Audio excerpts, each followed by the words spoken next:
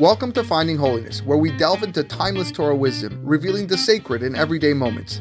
Join us on a journey to elevate your spirituality and discover holiness in every aspect of life. I'm your host, Rabbi David Kadosh, and together, let's embark on a path of spiritual exploration. I hope you enjoy this next episode. All right, Erev Tov, everyone. So last year we were speaking about the halacha about a person who gives a speech or a rabbi who gives a drasha and you don't like the drasha. You are not allowed to ridicule this person, but rather you should speak to him privately and maybe say certain ways that he can advise him, certain ways that he can do better. And I said that the Chafetz Chaim had a long Haggaha here, and it's a worthwhile read, and we'll try to finish it today, B'ezrat Hashem. Strong language. So this is what he says. V'da achi, you should know my brother. T'chol zeh hu afilu hayu kol divrei hamalai gemet. Even if all the scoffer's words are true about the deficiencies of the sermon. Af al pi chen asu le'atim et hadavar lifnei hashomea kedei leganot lazeh. It's still forbidden to accentuate the matter to the listener in order to degrade the speaker. V'kasher tachshov hetev timsa. When you put serious thought, you will find she'amal'ig me'arev gam ken harbe shekarim behitulo. The scoffer is actually mixing in a lot of falsehood into the ridicule. Ki harbe pe'amim matzuihu, because many times it's common. She'amaligin keshepotchim pihem le'alig me'adarshan, when they start to deride a speaker and make fun of or whatever, mock the drash, omrim she'adarshan be'atzmo eno yodea mahu medaber. That guy, that speaker, he has no idea what he's talking about. He's just babbling. Or they make other derisive, mocking comments that discourage your listeners from then paying attention to anything else that person is going to say. More than that,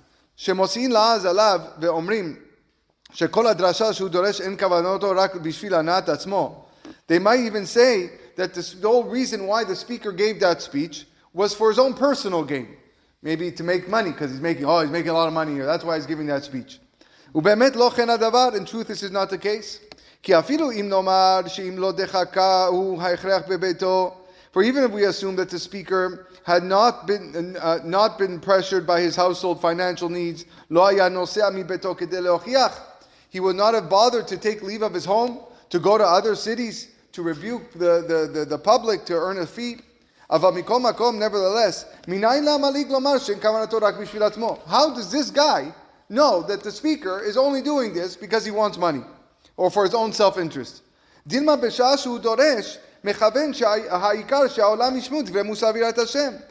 when the rabbi is talking, his main concern is that the people listen to the rebuke and hear words of Yirat Hashem. But at the same time, he also has an interest that his audience supports him and enjoys what he says, and therefore you're allowed to earn a livelihood when your person gives a drashas. Like we find in the Chachamim who say that we're required to support and uphold the Torah to the best of our ability. And a speaker that has dual intentions like this, which is to give rebuke and earn a fee, is a tzaddik amur. It's a completely righteous individual. Like the rabbis say in the Gemara Baba Batra Daf Yud Amud Bet, if a person says, this coin I'm donating to charity in order that my son should live, this person is completely righteous. Despite the fact that he gives a tzedakah with a secondary motivation, it's still going to bring him merit to his son. And there's a related discussion regarding the mitzvah, a mitzvah with ulterior motives in Ba Metzia. Regarding a lender who needs to use the security for himself and deducts the value from the debt that he is owed. Rabbi Akiva, he's one of the opinions there. He says that the lender is still doing a mitzvah by extending the loan, even though he's going to have personal benefit from the security. Umar Sabar Shelana Atomit Kaven. The other opinion maintains, no, since he has his own benefit in mind, ve'en kan mitzvah, it's not considered a mitzvah. Ve'yadua da'alachak Rabbi Akiva mechavero. The law is that we follow Rabbi Akiva more than his colleague.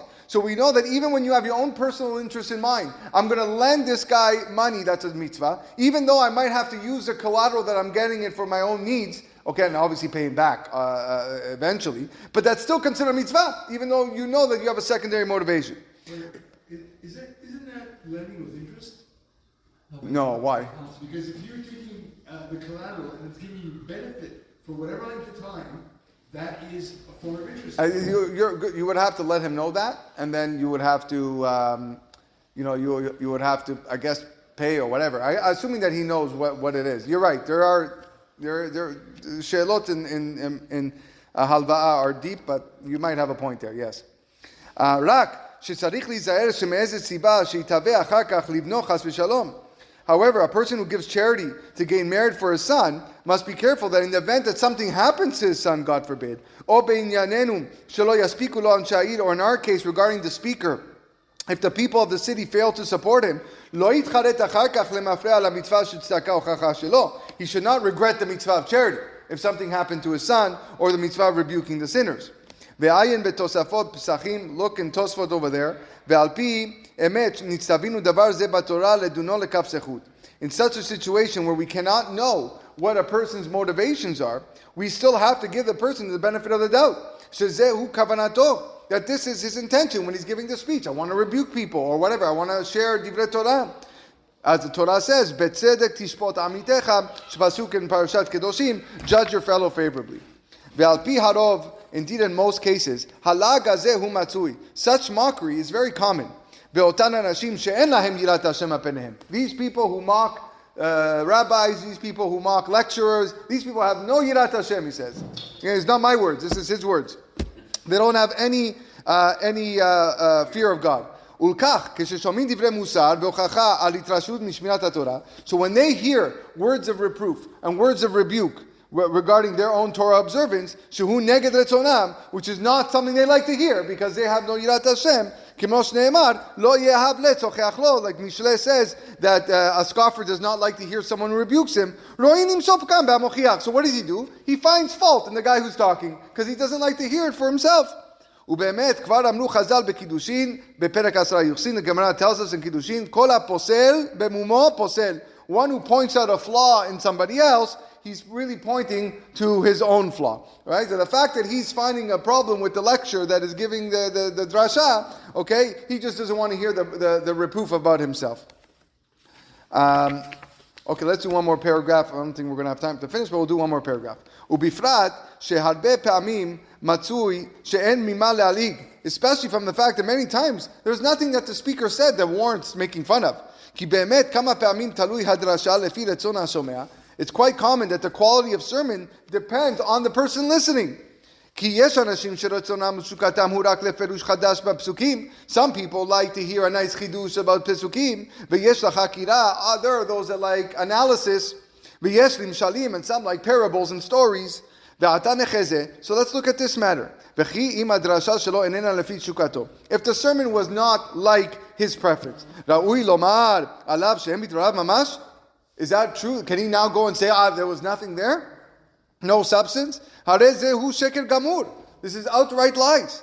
ובפרט מה שמצוי בעוונותינו הרבים, and this is in what we find many of our sins unfortunately, שהוא מדבר רק מתוך שנאה. He's only talking because he doesn't like the rabbi. He doesn't like the guy talking. כגון שיש לו שנאה על הרב שבעיר, he has a dislike of the rabbi of the city, שלא זכה אצלו בדין, because maybe the rabbi didn't rule in his favor one day when he gave in a court case. או שהרב הוא מן האנשים השלמים מאוד ביראת אלוהים מצוותיו, or because the rabbi is an individual that has lots of fear of Hashem, and he treats mitzvot with exemplary observance. ומטבע אלו הלצים ובעלי הלשון, and the nature of these לשון הרע speakers, לשנוא את אלו האנשים בתכלית השנאה. They despise righteous individuals with the utmost contempt. עבור שיודעים שאין מסכימים לדברינו פעולותינו המגונות. Because the scoffers know that the rabbis disapprove with all their shameful actions and behavior. בדרך אנשים כאלו, it's customary that these cynical people, כששומעים אחר כך להרב שדורש בבית הכנסת, when they find out the rabbi is scheduled to speak in the בית כנסת, גם הוא רץ לשמוע. They run to hear him, כוונתו להרע כדי לגנותו אחר כך. only with the bad intention to degrade him afterwards. Often when a rabbi delivers a major speech on numerous matters, and there are many great points in that speech that are beneficial to the public. He's telling the kahal to improve in their fear of God and Torah observance, and other points, like all public speakers. But this spiteful individual, he's not going to say the truth about the sermon. And say that the rabbi spoke excellently about all these things. And about other matters he spoke not so well. What is he going to say? The whole thing sucked. Everything was horrible. It was a total waste of time. I can't believe I went to listen here for 30 minutes. Total waste of time. Hayesh Lashon Hara v'sheker gadol mizeh. Is there any greater Lashon Hara and falsehood more than this person? He continues, but we ran out of time. Bezrat Hashem will continue next week.